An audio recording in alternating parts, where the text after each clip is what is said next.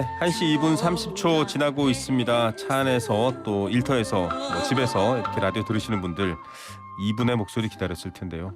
이 겨울을 좀 따뜻하게 해줄 따뜻한 이우영 아나운서 어서 오십시오. 안녕하십니까, 이우영입니다. 어제는 뜨겁다고 해서 좀 당황하시더라고요. 네. 네, 따뜻한으로 수정해봤습니다. 네. 좀 따뜻한 소식들이 많아야 될 텐데 여러 가지 머리 아프고 조금은 고민해야 될 숙제들 그런 뉴스들이 많습니다.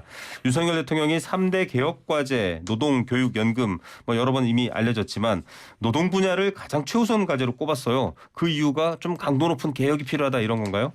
맞습니다. 윤 대통령이 어제 오전 청와대 영빈관에서 제12차 비상경제 민생회의 겸 제1차 국민경제자문회의를 주재를 했습니다.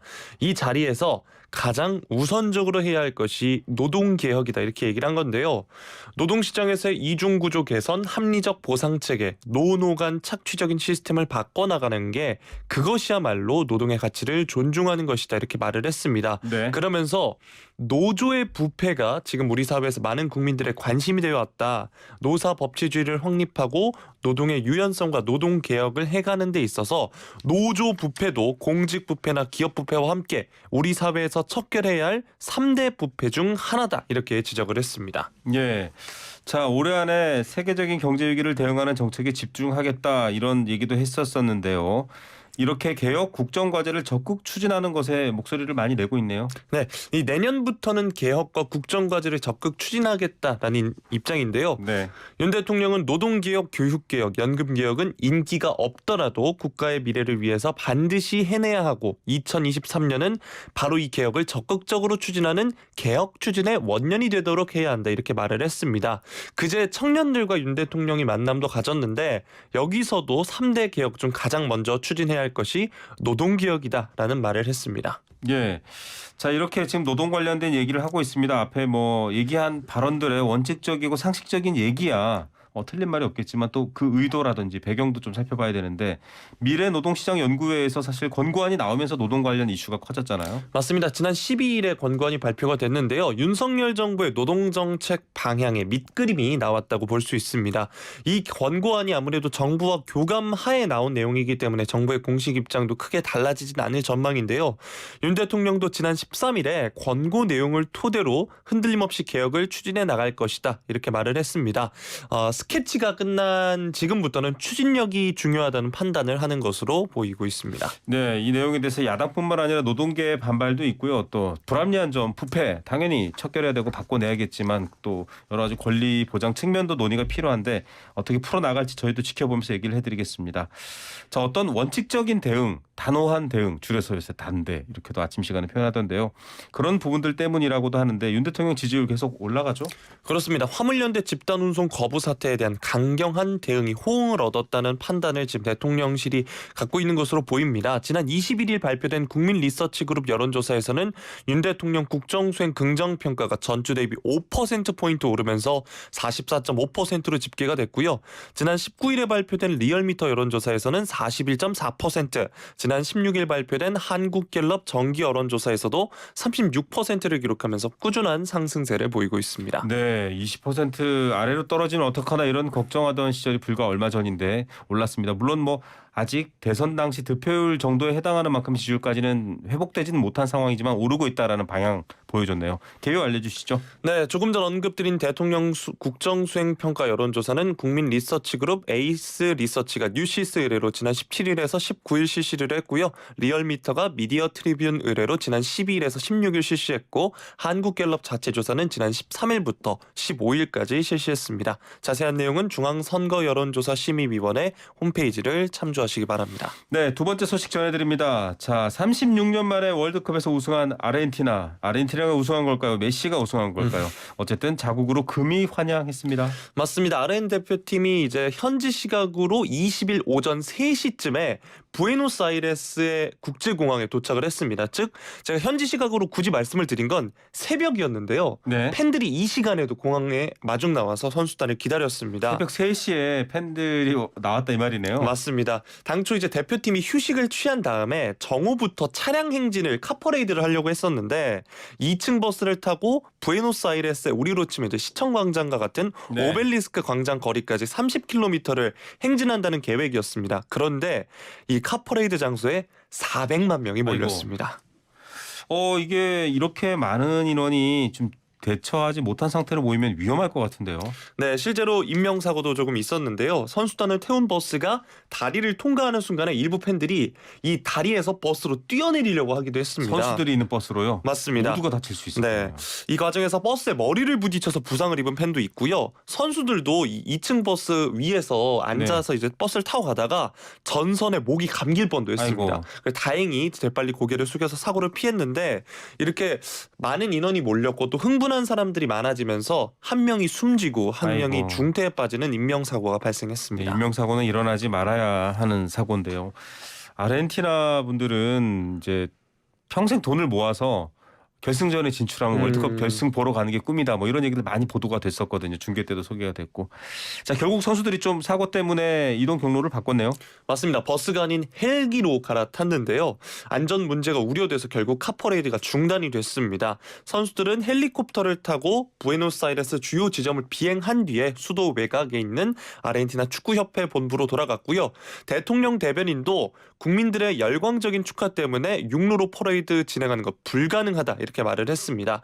현지 축구협회 클라우디오 타피오 회장도 선수들이 모든 사람들과 인사하기는 어려웠다면서 그들을 대신해 사과드린다 전했습니다. 네, 아르헨티나를 격파한 사우디도 갑자기 임시공휴일을 지정했습니다. 정말 이렇게 축구의 전 지구촌이 열광하는데 아르헨티나는 36년 만에 월드컵 우승을 기념해서 귀국한 20일 그제를 공휴일로 지정했네요. 맞습니다. 아르헨티나가 월드컵에서 우승한 건 디에고 마라도나 시절인 1986년 대회 이후 36년 만인데요. 이 아르헨티나의 알베르토 페르난데스 대통령이 이날 월드컵 승리를 축하하기 위해 이날을 임시 공휴일을 선포를 했는데 네. 저는 이 보면서 물론 인명사고 너무 조심해야겠지만 너무 부럽더라고요. 이 우승을 축하하는 분위기. 네, 우리도 네. 좋은 성적으로 마무리는 했지만 꾸준히 발전하면서 우리도 월드컵 우승을 꿈꿔보면 어떨까 싶다는 생각을 많이 해봤는데 제가 그래서 몇 가지 찾아봤습니다. 네. 아르헨티나 사람 중에 사실 메시나 마라도나 말고 유명한 사람이 에르네스토 체게바라라고 있습니다. 아, 네, 그렇죠. 그분 명언 중에 이제 현실주의자가 되되 불가능을 꿈꾸라라는 말이 있는데 네. 이렇게 현실적인 목표를 세워 나가면서도 불가능한 목표에 도전하는 우리 모두가 됐으면 좋겠습니다. 아, 이렇게 또 멋진 말로 체게바라는 또 많은 청춘들이 사모하는 정말 이 쿠바와 관련해서 남미의 어떤 정치적인 유명한 인물이죠. 세 번째 소식으로 가보겠습니다. 가톨릭대 의정부 성모병원이 사무직 직원을 채용하는데 외모를 이유로 서류 전형에서 불합격 처리한 사실이 적발됐다고. 이거 사실입니까? 저는 이게 정말 사실일까 확인해야 되지 않나 이런 생각도 들더라고요. 네, 교육부가 어제 학교법인 가톨릭학원과 가톨릭대 종합감사 결과를 공개했는데 이 의정부 성모병원은 2016년 사무직 채용을 위해서 서류 전형 심사에서 별도의 심사위원 구성 없이 A씨 등 직원 2명이 서류 평가를 했습니다. 보면 외모 점수 최저 2점, 최고 25점 가점을 부여하고 또 천주교 신자에게 3점의 가점을 부당하게 준 것으로 드러났는데 이 가점이 없었으면 서류 전형을 통과할 수 있었던 12명이 불합격 처리가 되기도 했습니다. 실제로 고용정책 기본법에 따르면 채용 시에 성별, 연령, 신체 조건 등으로 차별해서는 안 됩니다. 아니 정말 그냥 일반적인 뉴스 소개가 아니라 정말로 이렇게 한마디 해주고 싶을 정도로 이렇게 끌어오르는데 구체적인 내용을 좀 봤더니 외모가 여기서 떨어진 분이 있는 거예요. 네. 특히나 이제 서류 전형 1순위 평가 점수를 받은 지원자는 면접 탈락 이력이 있다는 이유로 탈락하기도 또 했고요. 별의별 탈락 이유가 있네요. 네, 또 앞서서 말씀드렸던 A 씨는 아들의 이제 채용 과정에서 들어간 겁니다. 서류 전형도 이제 통과시켜줬고 면접 전형에는 이제 위원으로 참여를 해서 아들에게 최고점을 주기도 했습니다. 아니 외모를 어떻게 평가하는 거죠? 코의 길이입니까? 눈의 위치입니까? 이거를 어떻게 평가할 수 있는지 그 기준 자체도 정말 신기할 정도입니다. 어쨌든 검찰에 수사 의뢰됐죠? 네, 교육부가 이제 A 씨를 검찰에 수사를 의뢰했다고 하고요. 또 가톨릭대 제가 앞서서 말씀드린 거는 이제 성모병원 의정부 성모병원이었고 네. 가톨릭대 역시 네. 2020년 10월에 사무직을 채용하면서 이번엔 나이가 31살 이상이라는 이유로 서류 전형에서 불합격시킨 바 있습니다. 어느 시대를 살아가고 있는지 모르겠습니다. 과거 시대라고 해도 좀 말이 나올 만한 이런 기준들입니다. 정말 말이 안 되는 일들이 많네요. 네, 지금 명지대학교에 대한 종합감사 결과도 나왔네요. 네, 감사 결과를 보면 명지대 교직원 D씨가 지난해 교육용 재산 토지 18개 필지 처분을 담당하면서 계약자가 매입 대금 435억 원 가운데 20억 원만 납부했음에도 17개 필지의 토지 소유권을 계약자에게 부당하게 이전한 것으로도 드러났습니다. 정말 이런 많은 문제가 지금 드러나고 있는데 네. 이 대학교가 사실 지성인의 요람이라는 그럼요. 말이 있지 않습니까? 이런 소식을 접하다 보면 이게 다 무슨 소리람이라는 생각이 듭니다. 예, 요람이 아니라 무슨 소리람. 노력하셨는데 그렇게 와닿지는 않았습니다. 네. 네. 아니 뭐 제가 정말 이분들이 한 행태를 그대로 반사하듯이 얘기를 하면요. 지문의 형태가 이상해서 징역 1년 추가 뭐 이럴 수도 있을 것 같아요. 세상의 외모라는 게 어떤 기준이 될 수 있는지 정말 말도 안 되는 일이었습니다. 마지막 소식입니다. 중학생 2명이 길 가던 40대 여성을 무차별 폭행하고 영상으로 찍고 조롱까지 했습니다. 세상이 왜 이러죠? 네, 어제 대구 서부경찰서 등에 따르면 남자 중학생 2명이 지난 18일 새벽 4시 30분쯤에 대구시 서구 내당동 거리에서 40대 여성을 폭행한 혐의를 받고 있는데요. 이 학생들이 함께 있던 학생과 휴대전화로 폭행 장면을 찍으면서 웃기도 했고요. 심지어 영상을 SNS에 올리기까지 했습니다. 이 폭행당하신 40대 여성분은 정말 길 가다가 날벼락을 맞은 셈인데 이 사람들, 이 중학생들 왜 이런 겁니까? 일단 이 여성이 학생들을 향해서 담배를 피우지 말라는 말을 했다고 합니다. 네. 학생들이 이를 듣고 격분해서 폭행한 것으로 전해졌는데요. 현장에서 찍힌 영상을 보면 가해 중학생들이 피해 여성에게 신발을 던지면서 시비를 걸었습니다. 또 태권도를 하듯 발로 차면서 여성을 바닥에 고꾸라뜨리기도 하고요. 휴대전화로 신고하려고 하자 다시 또 때리기도 했습니다. 이 피해 받으신 여성분은 괜찮나요? 피해 여성은 일단 전치 3주 진단을 받고 치료를 받고 있다고 하고요. 경찰은 가해 학생들이 촉법 소년 나이를 넘어선 만큼 공동폭행 혐의를 적용해 입건할 방침입니다. 잘못을 철저하게 벌 주고 배워서 앞으로의 삶은 이런 것들 없이 잘 살아갈 수 있도록 계도해야 될 것 같습니다. 군산에서도 또 비슷한 사건이 있는데 이번엔 중학교 교사가 학생에게 폭행을 당했네요. 맞습니다. 전북 군산경찰서와 전북교육청에 따르면 군산의 한 중학교 교사 A씨가 학생 B군에게 폭행을 당했다고 하는데요. 지난달 9일에 학교 수업 중에 발생했습니다. 이거는 네.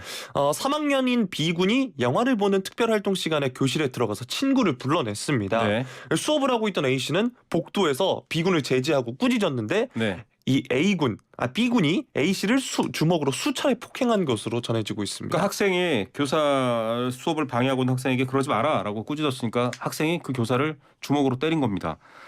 아니 말이 안 나오네요. 어떻게 조치했습니까 학교에서는? 네, 일단 학교는 교권보호위원회를 열어서 B군 징계와 A씨에 대한 지원 조치에 나섰는데요. 그런데 이 A씨, 선생님인 A씨가 학생 측이 합의 내용을 이행하지 않는다면서 B군을 경찰에 고소를 했습니다. 네. 그런데 B군의 학부모도 A씨로부터 멱살을 잡히고 포원을 듣는 등 정신적 피해를 당했다면서 맞고소를 준비 중인 것으로 현재 전해지고 있습니다. 정말 말 그대로 할 말이 없는 뉴스들이네요. 폭력은 절대 안 되고요. 우스갯소리로 장난이라도 주먹이나 신체 부위 가격할 수 있는 신체 부위를 이용해서 가슴이라든지 중요 부위를 잘못 가격할 경우 목숨을 잃을 수도 있습니다. 길 가다가 무차별 폭행하거나 이런 것들이 폭행한 친구들의 인생도 끝까지 나락으로 떨어뜨릴 수 있다는 거 주변에 좀 많이 알려주시기 바랍니다. 오늘 정말 여러 가지 뉴스들 감사합니다. 고맙습니다.